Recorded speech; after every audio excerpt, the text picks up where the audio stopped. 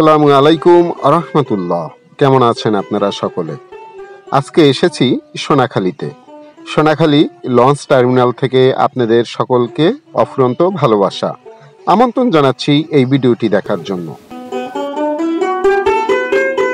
সোনাখালী এখন যেখানে switch gate হয়েছে ঠিক এখানে অনেক আগে একটি বাজার মিলত। আপনারা কি জানেন সেই বাজারটির নাম কি ছিল? উল্লেখযোগ্য সোনাখালী মহব্বত আলী মাধ্যমিক বিদ্যালয়টি। এটির নামডাক রয়েছে বেশ ভালো। মূল কারণ হলো এখানকার কমিটির শাসন ব্যবস্থা খুবই ভালো। এই স্কুলের অনেক ছাত্রছাত্রী এখন সমাজে প্রতিষ্ঠিত। আমরা কৃতজ্ঞ যারা এই স্কুলটি এখানে স্থাপিত করার জন্য দিনরাত অক্লান্ত পরিশ্রম করেছে। আমরা কৃতজ্ঞ যারা এখানে ল্যান্ড মানে জমি দিয়েছে তাদের কাছেও। ফিরে আসা আবারও প্রকৃতির কাছে। সোনাখালী লঞ্চ টার্মিনালটি এত সুন্দর যেটি ভাষায় প্রকাশ করার মতন না। বর্ষা মৌসুমে চতুর্দিকে পানি থই থই করে, মধ্যিখানে সুন্দর একটি পায়ে চলা ব্রিজ রয়েছে। দুই সাইডে রয়েছে অগণিত শৈলা গাছ। দেখলে অনেক সময় মনে হবে আপনার কাছেও যে আমি এই মুহূর্তে মনে হয় সুন্দরবনের কোনো একটি কর্নারে রয়েছি।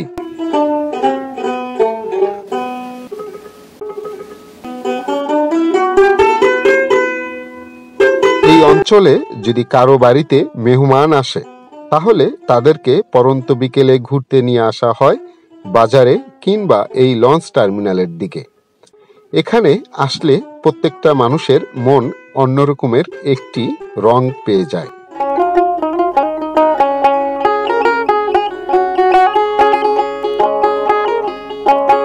গাছ আমরা প্রত্যেকেই ভালোবাসি। নদী আমাদের সকলেরই ভালো লাগে। যদি নদীর পাড়ে কোনো একটি জায়গা থাকে বসার মতন নিরিবিলি, তাহলে তো কোনো কথাই নেই, আমরা সোনায় সোহাগা হয়ে যাই। কারণ নদীর পাড়ে যে শীতল বাতাস আপনার শরীরকে স্পর্শ করবে, প্রত্যেকটি বাতাসের দমকা আপনার মন থেকে কিছুটা হলেও ব্যথা নিয়ে যাবে। মানুষ অনেক কিছুই ভুলে থাকতে চায়, কিন্তু তারপরেও মনে পড়ে যায়।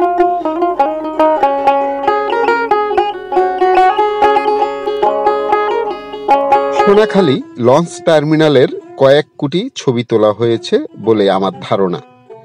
আপনার কাছে একটি স্মার্টফোন আছে, আপনি এখান থেকে একটি ছবি তোলেন নাই, এটা আমি দেখলেও বিশ্বাস করি না। কারণ হলো জায়গাটি এতই সুন্দর, এতই ভালো লাগে, ছবি না তুলে আপনি পারবেন না। নদী ভাঙনের কবলে পড়ে সোনাখালী বাজারের কয়েকবার অবস্থান পরিবর্তন করতে বাধ্য হয়েছিল বাজার কমিটি। আনুমানিক ৮০ থেকে ৯০ দশকের কথা। আমি এখন যেখানে দাঁড়িয়ে আছি ঠিক এই দিকটাই এই বাজারটি মিলত। মাটির রাস্তা ছিল একটি পূর্ব পশ্চিমমুখী। রাস্তার দুই পারেই মিলত তখনকার দিনের বাজার। পরবর্তীতে নদী ভাঙার কারণে সেখান থেকে বাজার সরিয়ে ভিতরের দিকে নিতে বাধ্য হয়েছিল তখনকার সময়।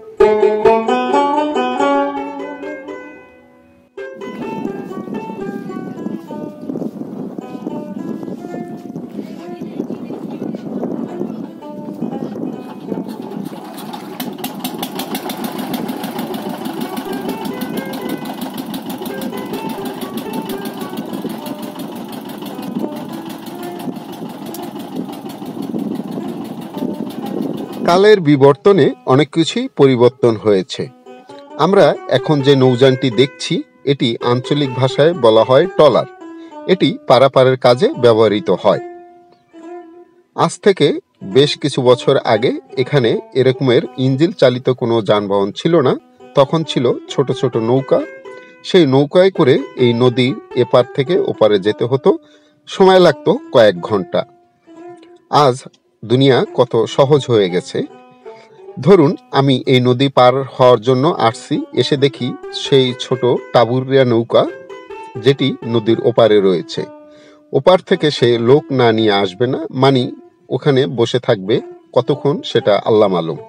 এই নদীটি পার হতে সময় লাগতো আনুমানিক 40 মিনিটের মতন।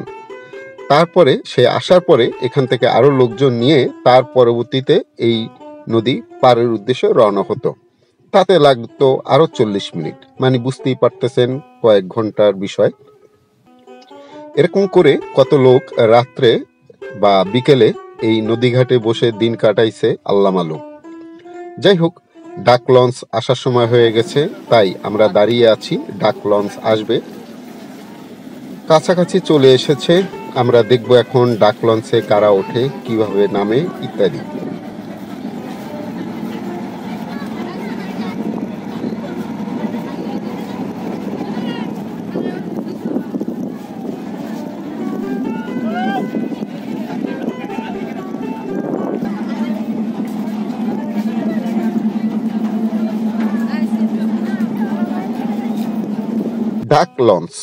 ডাক লঞ্চের সম্পর্কে আমার তেমন একটা ধারণা নেই, ভুল ভ্রান্তি হলে ক্ষমা দৃষ্টিতে দেখবেন। যোগাযোগের মাধ্যম ছিল নদীপথ।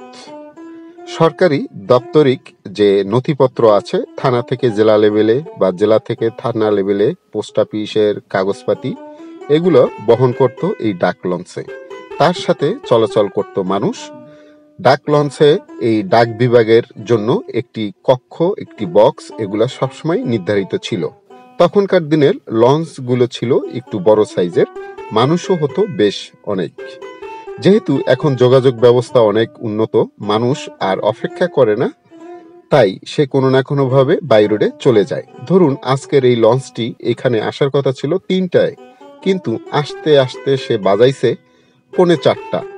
তার মানে বুঝতেই পারতেছেন 45 মিনিট, কিন্তু এখানে অনেক লোক বসে থেকে অনেক কষ্ট করেছে, তাই অবশেষে লঞ্চটি এসেছে। উঠতে পেরে তারা মোটামুটি খুশি।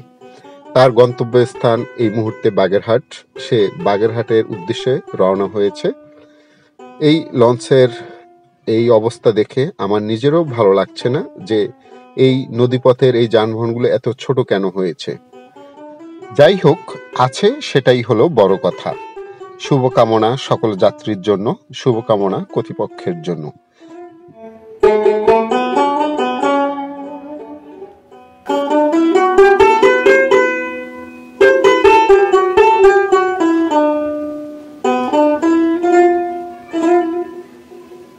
চলুন ঘুরে দেখা যাক সোনাখালী বাজারের কিছু অংশ। এটি বেশ পুরনো বাজার, ভিতরের অবস্থা খুব একটা ভালো না। তার কারণ হলো এখানকার বাজারের রাস্তার কাজ চলছে, কাজ শেষ হলে বেশ সুন্দর লাগবে।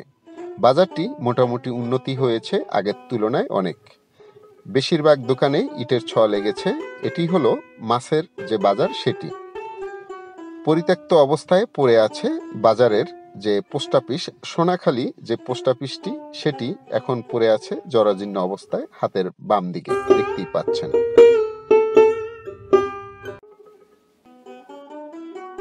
সোনাখালী মহব্বত আলী মাধ্যমিক বিদ্যালয়টি স্থাপিত হয়েছে আনুমানিক 60 বছর আগে।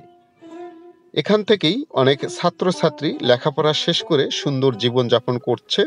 আমরা কৃতজ্ঞ যারা এই স্কুল নির্মাণের জন্য উৎসাহ দিয়েছিল, আমরা কৃতজ্ঞ তাদের কাছে যারা এই স্কুল নির্মাণের জন্য জায়গা দিয়েছিল, আমরা কৃতজ্ঞ যারা এই স্কুলটি দেখভাল করে তখন সুন্দরভাবে পরিচালনা করেছিল। আজকে তাহলে এ পর্যন্তই, আবারও দেখা হবে, কথা হবে অন্য একটি ভিডিওর মাধ্যমে। ততক্ষণ পর্যন্ত ভালো থাকবেন। আর যেখানেই একটু ফাঁকা জায়গা সেখানেই দুটো একটু করে বনযোগ, ফলযোগ, ওষুধি গাছ লাগানোর চেষ্টা করব, মানুষ মানুষের জন্য, জীবন জীবনের জন্য। আসসালামু আলাইকুম ওয়া রাহমাতুল্লাহ।